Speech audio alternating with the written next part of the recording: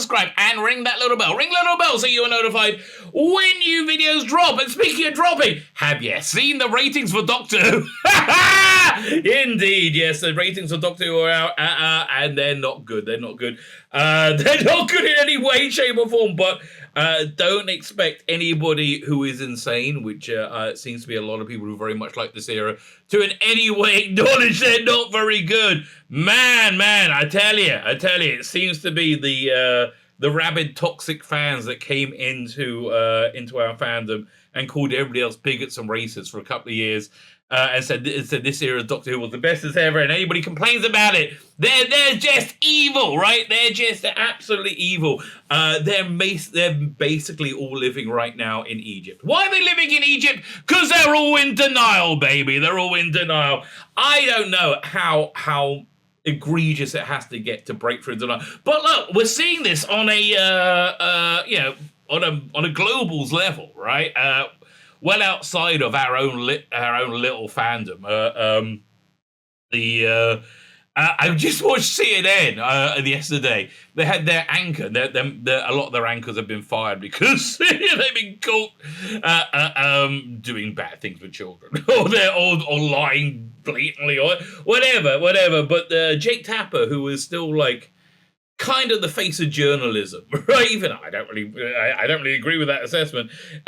He kind of noticed 2 years later that the stats for COVID have been padded by about 40%, right? Like if you get hit by a bus and you get taken to a hospital and they test you for COVID and you have it, you're counted as a COVID death. And that's been going on a lot. Literally.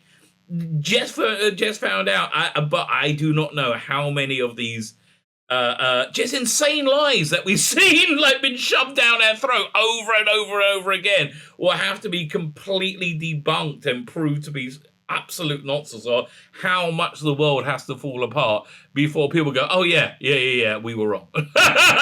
My guess is never. You know what? Actually, I have to tell you, this is the thing that will actually turn people around. Fear. Like when it's actual fear of something, when things have got so bad they're actually scared. There's no atheists in a foxhole is the expression. You know, I do this thing called Daf Yomi, which is when you learn a page of this thing called the Talmud every day. Talmud is like a 2,000-year-old massive tome of Jewish law, right? So basically it's one of the central things in Jewish law. You learn a page a day, you get through it in about 7.5 years. This is my third time, right? I mean, I've been through it fully once.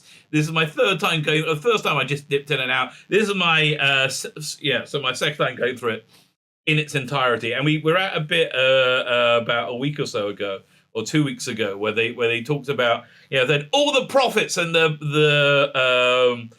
prophetesses. I didn't know they were prophetess. I'm a rabbi. I should really know this stuff. I didn't know that all the prophet. Basically, the function of a prophet was to like get people to like not sin. Say like, no, don't do that. Bible says no. Right? So all the prophets, all the prophetesses of Israel weren't as effective as this guy called Ahasuerus, who was a big villain, right? In the story of Purim. Purim's coming up, a Jewish holiday, Purim. And he said, well, why? He says, because he took his ring. Basically, he took his ring off and gave it to one of those German National Socialist type people, and the plan was that they were going to kill all the Jews. It was a Holocaust. What was it about? 1,700 years ago. Anyway, nothing's new, baby. And the Talmud says him taking off the ring. That's when people started to go, oh, maybe we should do what we're told. Maybe we should tune into Sanity FM. So I don't know. When there will ever be any form of mea culpa, because there just won't. I mean, right now they're saying, no, it's just because people consume media differently nowadays. It's still as popular as ever. If you ignore, I said this for the last couple of weeks, if you ignore the 50% or so of people that won't watch TV anymore, we're still as good as ever. But you really shouldn't ignore those people, right? I would love to see some data. Some in-depth, honest survey about why people consume media less. And I think the overwhelming reason will be it's not very good, right? It's not very good. And I think that's why the ratings matter. The ratings are a reflection if something is good or if something is bad. If something is good and people like it, You get 8-9 million people watching. Line of Duty, all these turgid game shows. But yeah, if you make something people like that doesn't wag its finger at you constantly and try and convince you that up is down, black is white, penises are feminine, whatever crazy thing they want to convince you, right? Yeah, then normally it goes down quite well.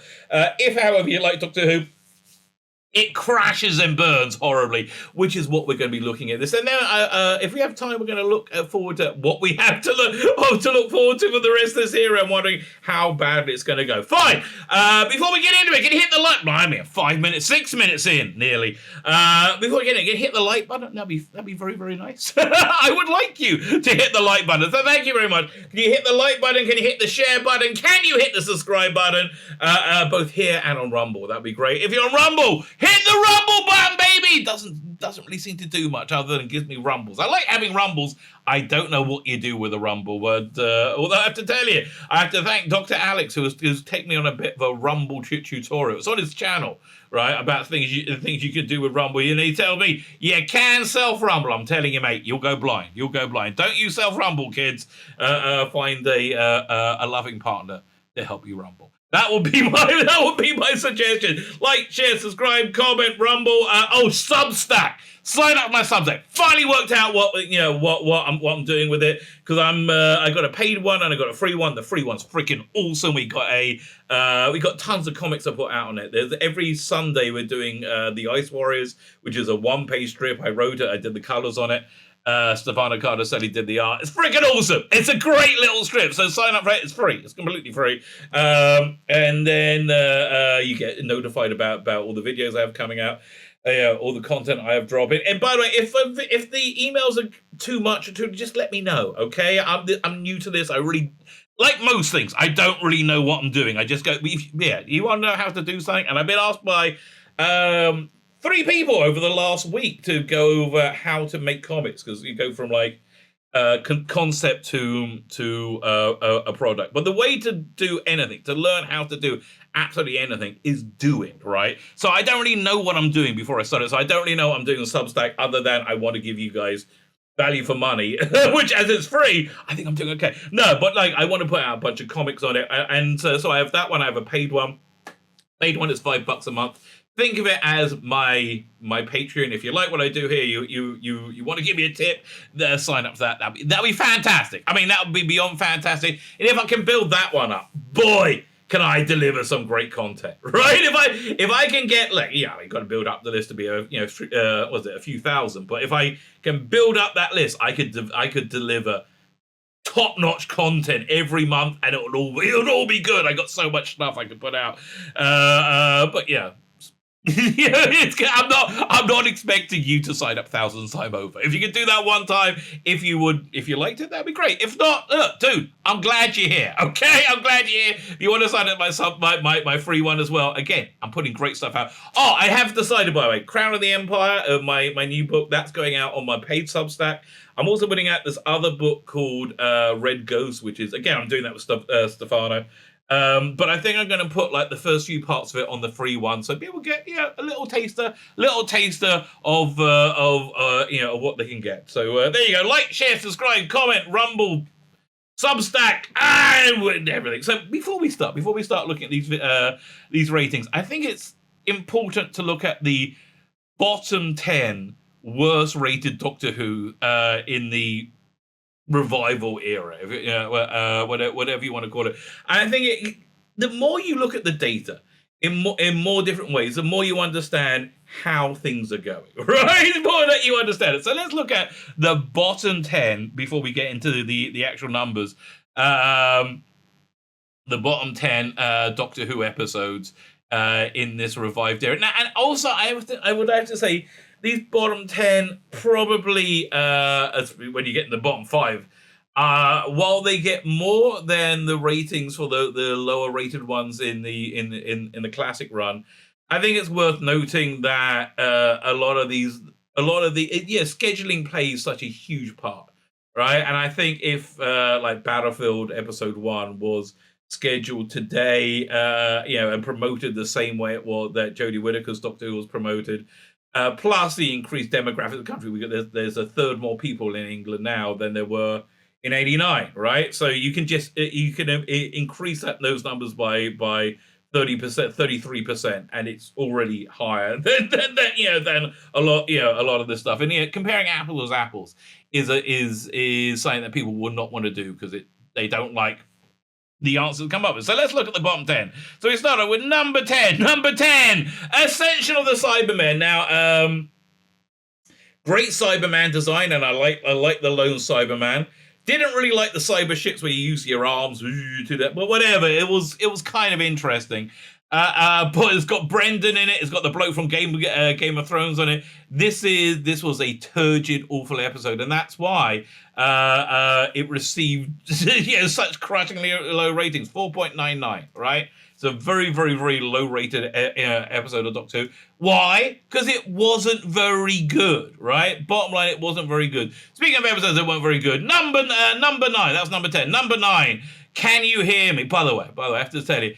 A reason I don't like ranking so much on this era, even though it's so awful, is who's this guy at Sounds Myth Prod, right? Marshall Tankersley, right? Fantastic work, Mark. I mean, honestly, Marshall, I really wish this episode deserved your talent, but this is just in terms of design, graphic design.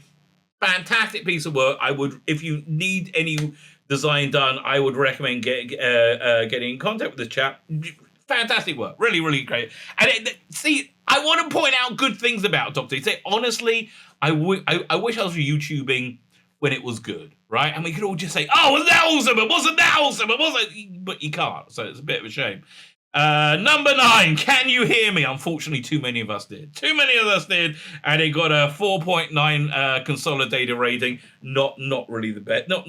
Didn't really do the best, right? So, and it was awful. Again, awful. I like the villain, the actor playing the villain, but the thing with the fingers. Oh my God, One-Eyed Willie, the evil monster. Yeah, no, that doesn't work.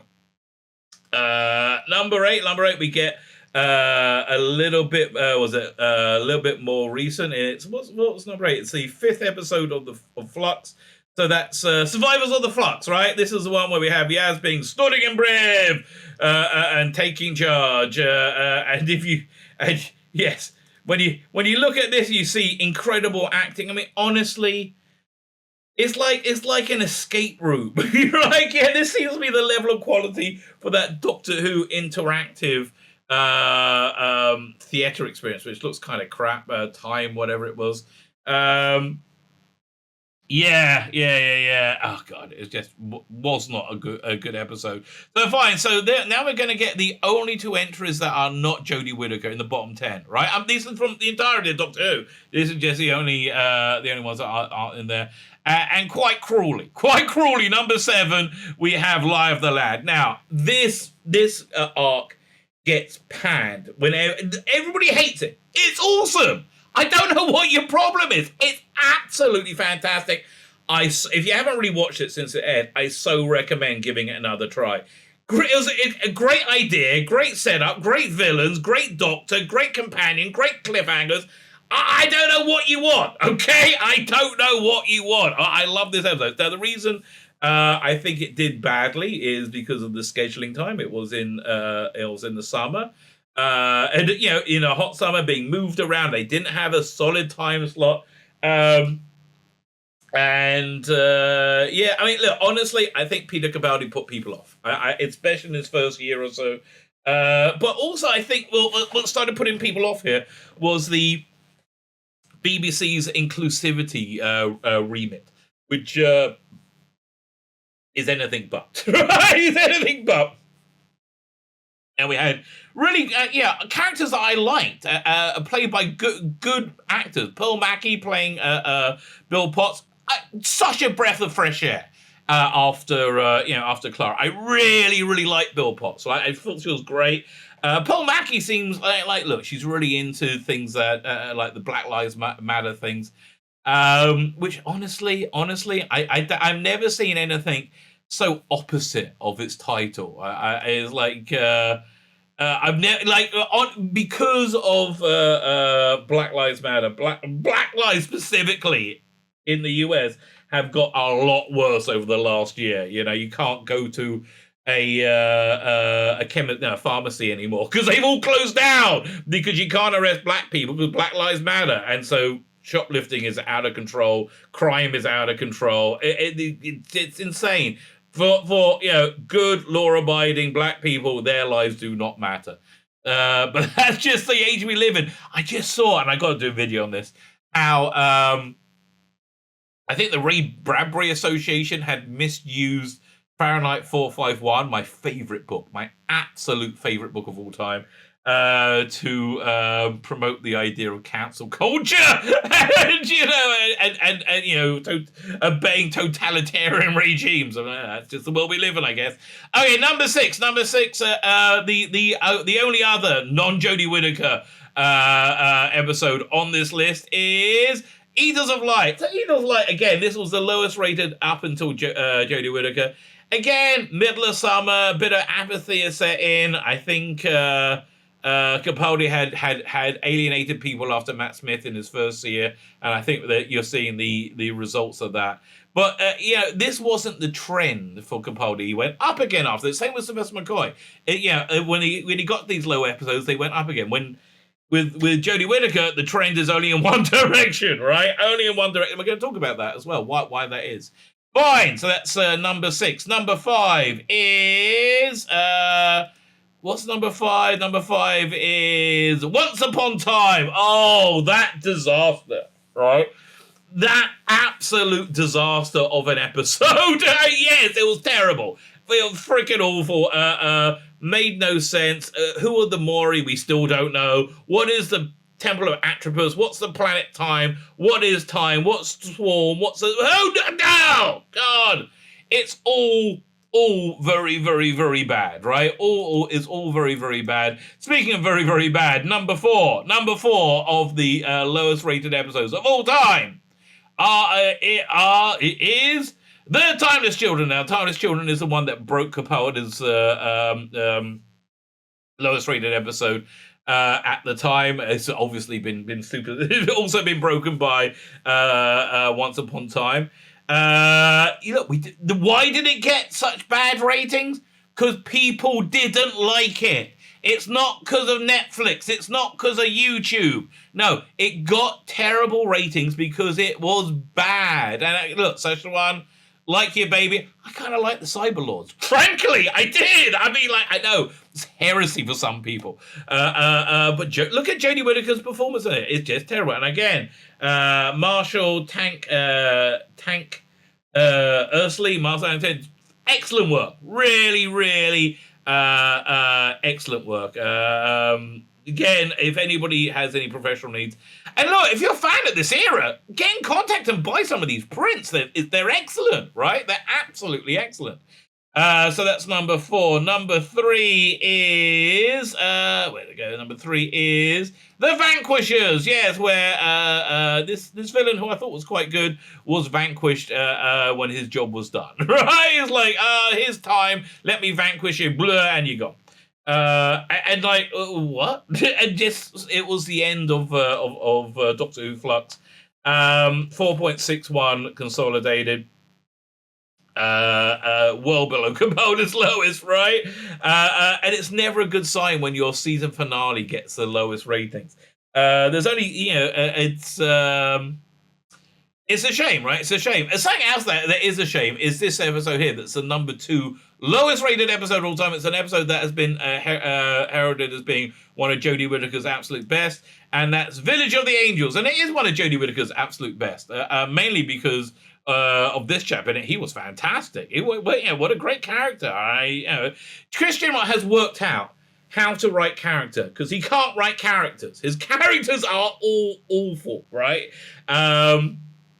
So he says, maybe if I hire actors who have personalities, like strong personalities, that will cover my extreme lack of ability to write character. And that's basically what happens. So it's a bit of a shame. This one is the one of the lowest ratings ever. But the reason it's one of the lowest ratings ever is because, what episode was the Village? It was 4, wasn't it? Village, yeah, 4. So that came right after Once Upon Time, which was awful, right? So I think this one did worse because of the previous episode. But of course, that's only the number 2 lowest rated episode of all time. What could be the number 1 lowest rated episode of all time? Is it one of the minor Jodie ones, that we haven't really, that didn't make much of a splash? No. That's why we're here. That's exactly why. Eve of the Daleks. The lowest rated. Not the lowest rated special.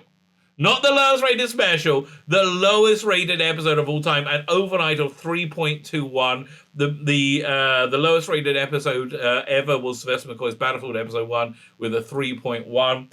I think it's fair to say that would have got a 4 on the overnights, just by the demographic growth of the country over the last 40 years or so, 30 years or so. So yeah, this is objectively a failure, and here's the real problem with it. A lot of the premises are very good, right? Firstly, you're doing it, setting it all in a warehouse. I think after the grandioseness of the Flux, having a quieter episode was a nice idea. And the time loop thing, the rom-com, all these were actually good ideas. The execution for everything was terrible. Absolutely terrible. I mean, the Daleks can't shoot through a door. Nick is a weird, creepy serial killer that ends up getting the girl somehow.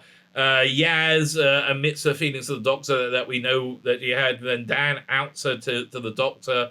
It's like there's so much in it. No, that stuff was garbage, right? Yeah, we're talking about the execution, right?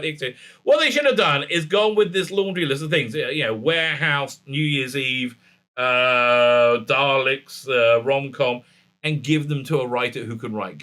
Paul Cornell. Paul Cornell, I think he's a massive douchebag. I think he can write Doctor Who, right? I think if you gave those elements to him, we would have had a good episode. And I'm sorry. And even with Jodie Whittaker's terrible acting, and her acting is terrible, in my opinion, I think you would have had a much stronger episode. So I don't understand. I do not understand. But this top 10, this bottom 10 is a very strong indicator of the depth of the failure of Chris Chibnall. So let's look at the entire era, right? Which is this graph over here. And this gives you a very good picture, right, of what's going on. What's that little spike towards the end? Oh, we call that Corona and lockdown. They got lucky and managed to get the country locked in their houses for one episode, and that's what happened. But still, it's not great ratings.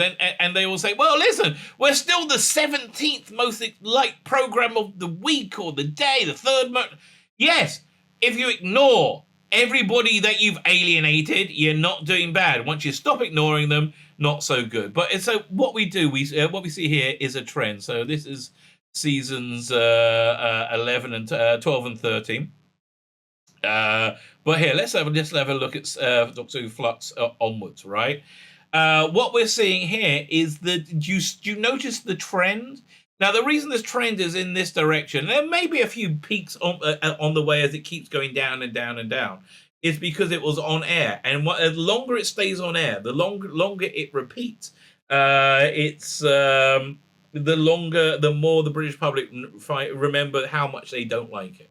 Which is why it's doing badly. I mean, bottom line, it's why it's doing badly, because people just don't freaking like it. Not rocket science, really, but no, people will not admit failure under any circumstances. So let's look at the numbers now. So Eve of the Daleks, 3.21 overnight, very bad.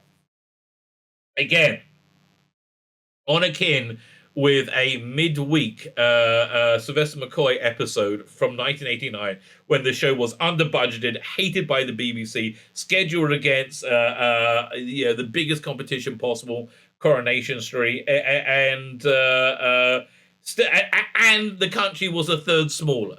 So it's terrible.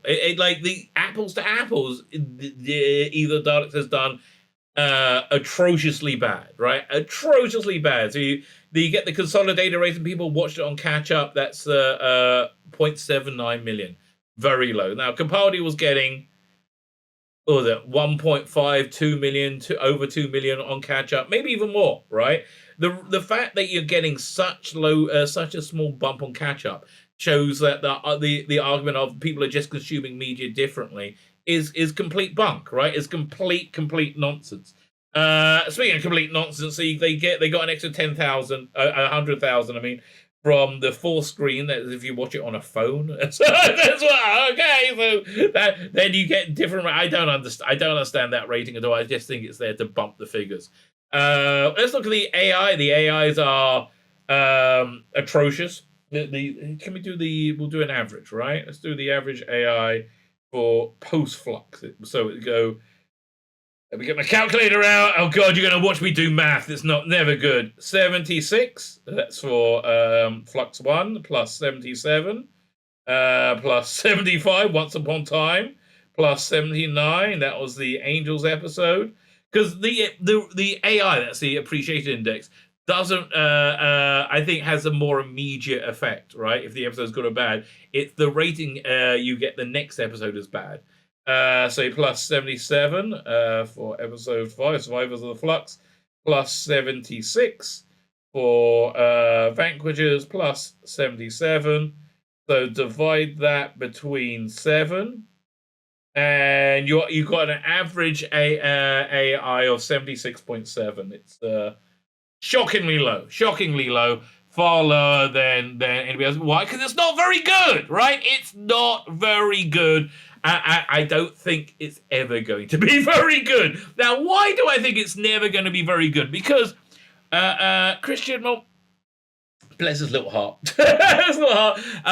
sets up lots of plot points, lots of plot threads, and then doesn't follow through with them, right? And so let's have a look at what we've got coming up, but that we have to resolve for this era to have any form of consistency whatsoever. But don't hold your breath. And of course, it comes to Screen Rant, those wonderful scamps of Screen Rant. 10 storylines that need to be resolved before 13 regenerates. 2 episodes. In 2 episodes, right? After 3 seasons, Jodie Whittaker is set to leave Doctor Who towards the end of 22. Set to leave. I think she would stay if they asked her. I don't think... Has she lined up another job? I don't think so. I don't think so. Let's have a quick look on IMDb, right? How do I... go over here? I'll go IMDb. I'll go right here. Maybe she's got something booked in, right? Maybe that. Jodie Whittaker. Yeah. Oop. Not Zendaya. Who I tell you, my daughter loves Zendaya. It's beyond me. It's absolutely beyond me. Not so much by the looks of it. Okay. Yeah. Ooh. Yeah. He's in a short called Mary. Journeyman as Emma Button. Yeah. Doesn't look like you're overly booked up for new things there, darling. I wonder why that is. Maybe because it's that incredible acting you do. Which storylines still need to resolve? Jodie Whittaker's entry as the 13th Doctor on Doctor Who is quickly coming to us. Not quick enough for Doctor Who fans. Okay? Not only will the lead character be bang out this year, but showrunner Chris Chibnall will also be handing back the keys to the TARDIS to roughly a TARDIS that's like in a shambles. Did we ever? The whole point of the special is trying to was trying to repair the damage from the flux and the TARDIS, but that started before it hit the flux. I don't know what to tell you. 2 more specials this year. The first will feature the classic villain, the Sea Devils, while the second will be the 13th Doctor last. With just 2 episodes left, there are several dangling plot points from 13th era that fans are hoping will still be resolved. The Timeless Child. It is a bit of an elephant in the room, isn't it? Right. Season 12 features one of the most controversial episodes in Doctor Who history, and one of the lowest rated. Up until that time, the lowest rated. With the Tiny Child revealing the Doctor had past lives before William Hartnell's long believed first. They didn't really reveal it. That was the inference, right? That was the inference. The reveal finally confirms Morbius Doctor's canon, though. No, it doesn't. Say it as many times as you like, right? Say it as many times as you like. Yeah, you want to tell me January 6th was an insurrection? Just keep saying it. Doesn't make it more real, right? It honestly wasn't having real insurrections going on several months beforehand, live on TV for months. A little bit of a giveaway. What was an insurrection and what wasn't? I don't know. Calls into question the Doctor's origins. While the Doctor herself had theorized her former self is in fact waiting to go through a wormhole, it's heavily implied she came from another planet or even universe, with a second universe being mentioned in the later season. The Tiny Child's origins may have been explored even further. But either way, there are still many questions left to answer about the Doctor's hidden history. While some fans will probably ignore the complete story going forward, so much of the 13th era has revolved around it, so surely it will be picked up in a final episode. I'm sure it's going to be picked up on in the final episode. The Fob Watch, well, I think probably the same thing. There's such a terrible use of the Fob Watch, right? Which was essentially invented by Russell T Davies. Yes, I know it's from a book by Paul Cornell. It was more like a cricket ball in the book. When 13 finds herself reunited with Tech-Turn in the later season, she discovers her lost memories are being concealed in a familiar object, a Fob Watch. The Doctor previously used a Fob Watch to conceal their memories after being forced to become human several seasons prior to this. The Doctor managed to obtain an object, and many viewers were left on the edge of their seat, waiting to see what happened next. Frustrating though, she chose not to open up they're definitely going to bring them back, and store it within the depths of the TARDIS, while the Doctor, learning more about her past lives, might take away some more mystery of the character. The Fob Watch and the Timeless Child plot need to be resolved in order for this era to feel complete. Yes, a complete failure. Again, this has failed absolutely, completely in every way. Can we have some more, please? Yeah, could we? That'd be good. The Fugitive Doctor, no! Season 12 introduced a Fugitive Doctor known as Dr. Ruth, who appears in the who appears to be a pre-Hartnell incarnation of the Doctor. As yet, little is known about this incarnation other than she's a fugitive that once was in an organization called the Division. She's a black woman. That's the only thing that mattered about this one. We know she's a black woman. And that is the entirety of her character. Hi, I'm a black woman. Well, good for you. Whether she is the incarnation directly preceding the first Doctor or an even earlier one yet to be explored, there's also a question as to why this Doctor has a police box when it essentially clearly established that the first Doctor stole the time machine and became stuck in its current form and landed in the 1960s. Before COVID, before Corona, before Flux, the plan, I believe, was to reveal that the Dr. Ruth was in fact an alternate second Doctor, right? It was weirdly, somehow, I don't understand how.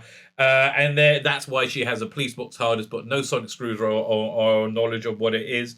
Although she would have a knowledge of whatever. It's like, no, I don't have a drill, but you don't recognize one either. It just seems a bit weird.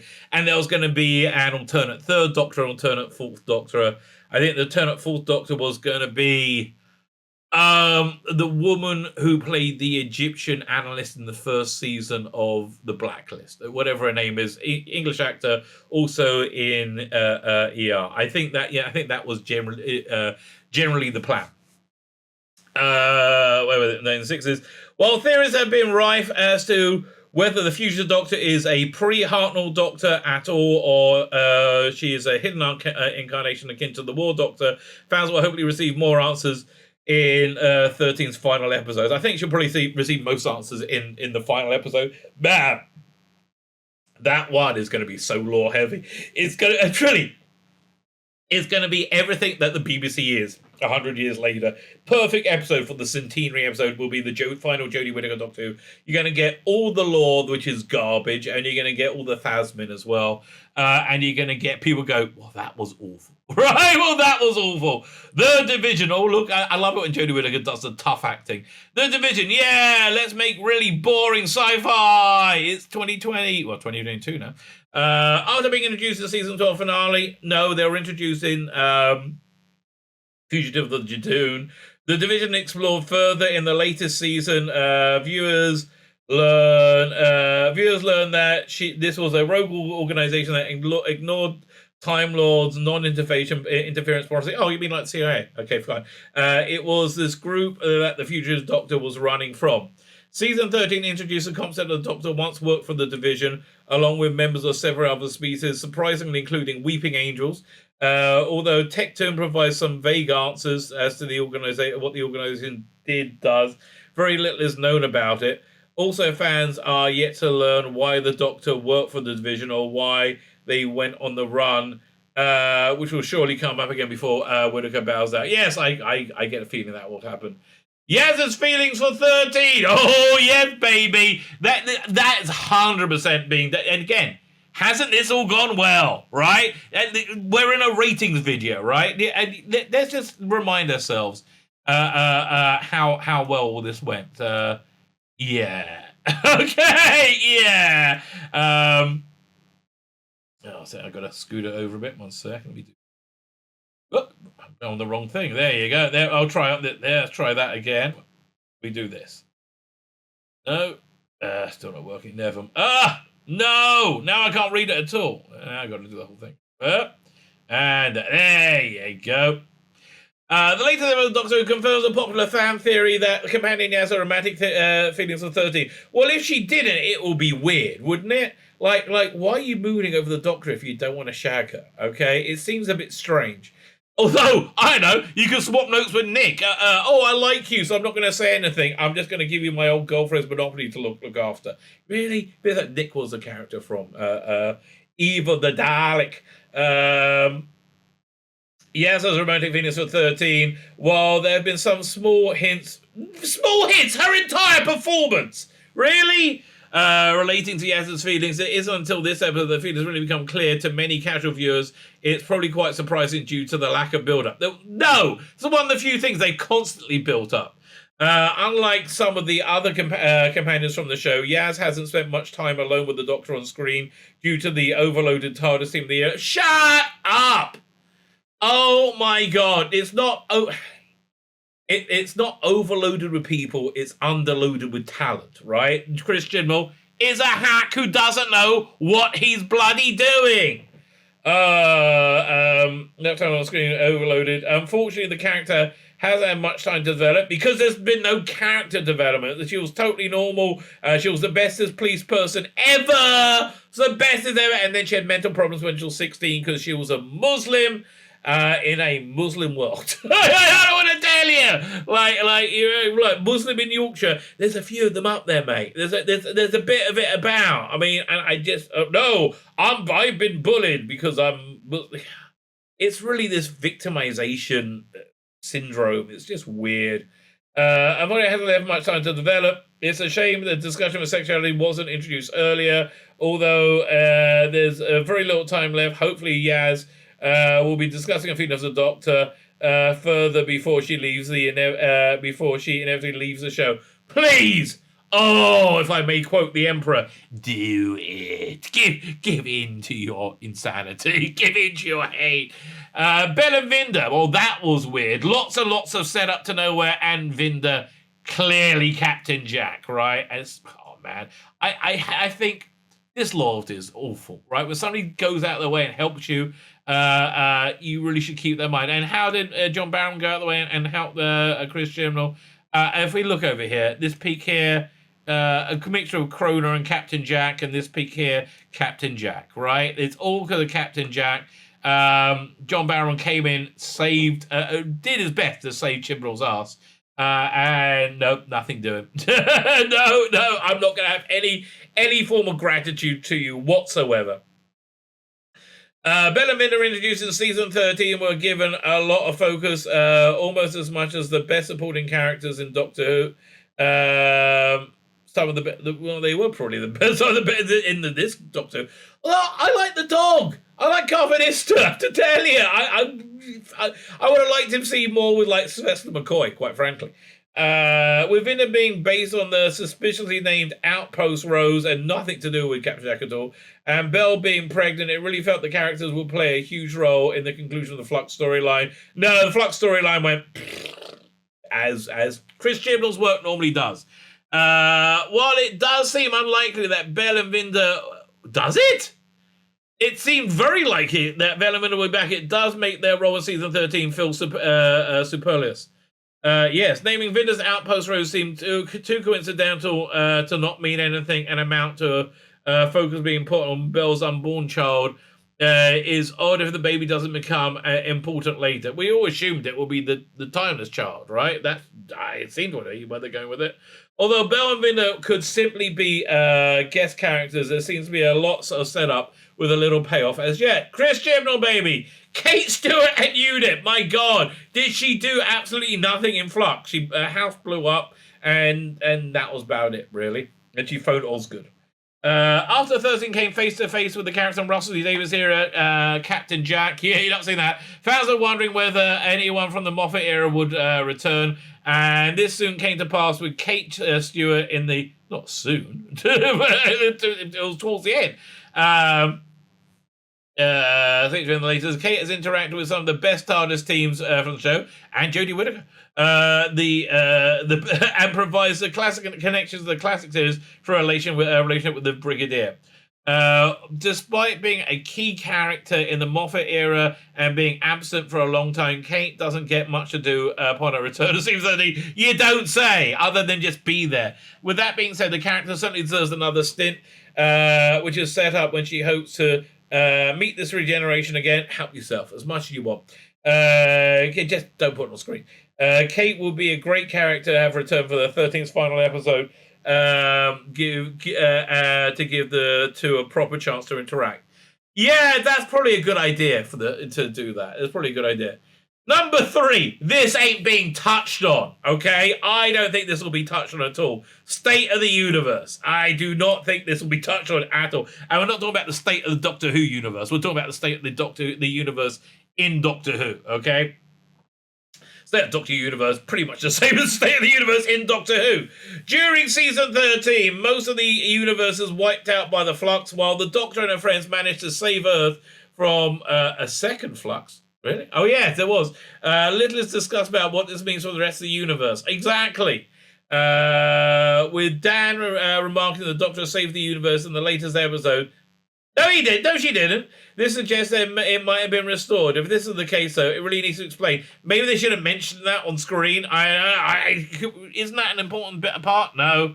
If this is the case, though, it really needs to be explained at how the universe is back and what 13 actually did to save it. Yeah, nothing on screen talked about at all. With the mention of the second universe too, there's still a lot left to explore on this front.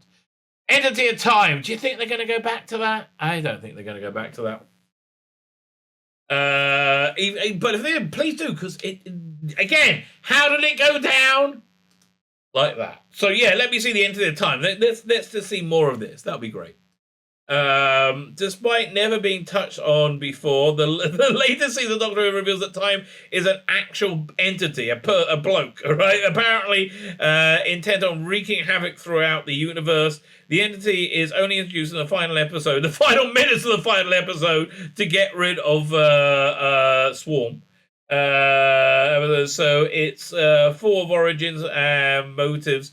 The full origins of motor aren't really explored. You know, I was just thinking, do you remember the Comic-Con, the awful Comic-Con appearance thing they did, where they didn't announce that Jodie Whittaker was leaving and Christian was there? That was a week later. Less than a week later. No, the awful press conference, they announced that Jacob Hansen was in it. They're very excited. But then they said, can you give like an idea of what would you say, a one-word thing about what the season's like? And Christian went, Swarm. Swarm. So we were thinking, oh, maybe this is an anagram or Santaras, Weeping Angel. Was it? I can't remember. Weeping Angels, Ravagers, and Master. Ooh. No, nothing that clever. Just a bloke they're going to kill off. And again, well cast, and I liked his costume. The few short scenes it has, time takes on the appearance of whoever it's speaking with. While it's likely this is a stylistic choice, rather than serving any greater plot importance, it does seem it does make the entity even more unique after it's foreboding to the water. Only for what? After it's foreboding the water, after it's foreboding warning to the Doctor, it wouldn't be surprising if time returns in the final episode of this series. It wouldn't be surprising, right? Again, it's not like they got to pay for anybody new. The Master, yes, the Master's coming back. They hinted it as well.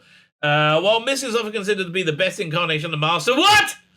Anthony Ailey, baby, or Delgado, or I mean, I like Missy. Don't get me wrong, but really. Section 1 certainly has become a fan favourite. Again, he was the least awful part of Doctor Who that year. Okay, that's hardly an approbation. Since his debut as a character in season 12, his Master is of course key as he reveals the big time as Charles twist to the Doctor. Well, the time entity in season 13 reveals that 13 must be aware of her Master. Beware her Master, which suggests the big villain may be back for final. Also, his last appearance of the Cyber Masters. No, they were called the Cyber Lords. Were introduced as a powerful threat. They could make it would make sense for them to return. No, they're not returning. It would also be great to learn more about his timeline as Carnation slots in. This is highly likely the 13th regeneration episode will feature on the last showdown with the Master. I tend to agree, because that'll be ripping off Rhapsody Davis. So yeah, a catalogue of things that have failed completely. A catalogue of things that failed absolutely completely in every way, shape, and form. Let's do more of that. Yay! Yeah, nothing's going to go wrong there. Let's do more of that. My name's Tzvi Lebetkin, the Rabbi from another planet. Please like, share, and subscribe, and ring that little bell. Ring the little bell so you're notified when new videos drop.